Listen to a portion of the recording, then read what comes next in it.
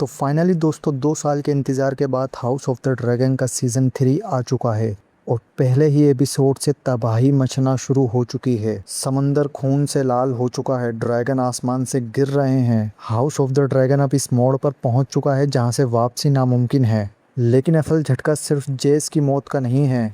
असल चीज़ तो यह है कि मेकर्स ने पूरी बैटल ऑफ गलिट को किताब से इतना बदल दिया है कि सीज़न 3 का मुस्तकबिल ही बदल जाएगा। तो आज हम बात करेंगे जेस की heart breaking death, Sheepstealer dragon और रेना की मुतनाज़ ट्विस्ट और विंटरफेल्स वाले स्टार्क की रोंगटे खड़े कर देने वाली एंट्री की। इसलिए वीडियो को आखिर तक देखिएगा क्योंकि अब वेस्ट्रोस में सिर्फ 3 चीज़ें बचेंगी: आग, खून और बदला। सच्ची बात यह है कि मेकर्स ने जितने अच्छे मूवमेंट का वादा किया था बैटल ऑफ द गलिट में वो थोड़ा कम लगा। फिर भी ओवरऑल मामला फाड़ू था, जिसकी मौत रेनेरा और ब्लैकेस के लिए सबसे बड़ा झटका है। किताब की बात करें तो वहाँ इस जंग में तीनों ड्रैगन राइडर्स वर्मीथोर, सिल्वरविंग और सी स्मोक इस जंग में मौजूद थे और जेस अकेला लीड नहीं कर रहा था, जबकि मून डांसर वहाँ था ही नहीं। शो में मेकर्स ने सिर्फ वर्मैक्स और मून डांसर को ही जंग के लिए भेजा। दूसरा बड़ा चेंज शीप स्टेलर ड्रैगन का है। किताब में इसे एक आम लड़की नेटल स्नेक क्लेम किया था, लेकिन शो के अंदर ये खजाना रेना टारगेरियन के हाथ लगा। शीप टेलर का वहशी रूप देखने में वाकई में बहुत मज़ा आया।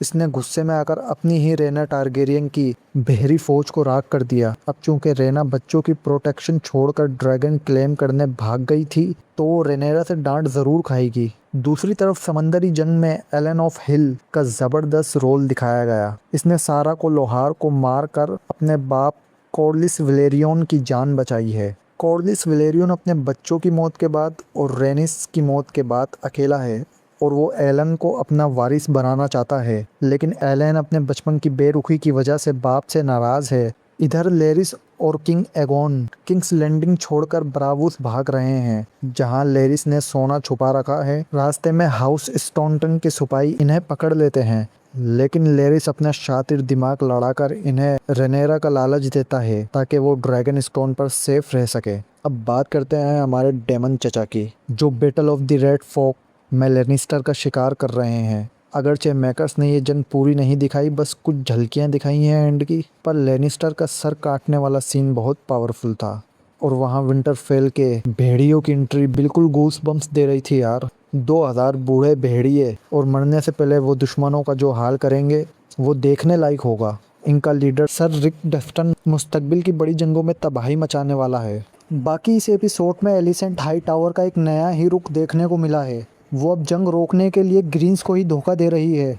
इसने ऑर्मेंट हाई टावर को फौज रोकने के लिए खत भेजा, वो भी एमंड के नाम से, और उसे जंग रोकने का हुक्म दिया है। और साथ ही साथ एमंड टारगेरियन को भी हैरनहाल रवाना कर दिया है, जिससे सीधा सीधा ब्लैक्स को फ़ायदा है और ग्रीन्स को नुकसान है। लेकिन साथ ही इन दोनों माँ बेटों का जो चल रहा है वो तो पता नहीं, किताब में ये भी नहीं है, किसी को पता है क्या कुछ? हमारे मार्टिन चचा ने ऐसा कुछ लिखा भी है या फिर ये मेकर्स खुद ही अवर होते जा रहे हैं? आखिर में हैरनहाल में हमारे तीनों ड्रैगन राइडर्स को जादूगरनी एलिस रूप में नजर आती है, और साथ ही ये पुर्रे सरार अजीब सी मखलूक पता नहीं क्या है। गेम ऑफ थ्रोन्स के वर्ल्ड में ऐसा तो कुछ पहले नहीं देखा गया। और हाँ, कॉर्लिस और ब्लैक वाटर का जिक्र सीधा हमें गेम ऑफ थ्रोन्स के टेरियन लेनिस्टर वाली वाइल्ड फायर बैटल की याद दिलाता है। ओवरऑल पहला एपिसोड कमाल की हिडन डिटेल्स से भरपूर था। बाकी आपको ये एपिसोड कैसा लगा कमेंट में ज़रूर बताएं। अगला एपिसोड नेक्स्ट मंडे को आएगा। अगले एपिसोड में देखते हैं कि अब कहानी किस रुख पे जाती है। रेना टारगेरियन का गम और गुस्सा और एगोन टारगेरियन का क्या होता है, वो किस तरीके से भागता है, तो ये देखना होगा कि वो क्या करते हैं आगे। तो अगर आपको वीडियो अच्छी लगी तो चैनल को सब्सक्राइब करें और वीडियो को लाइक करें।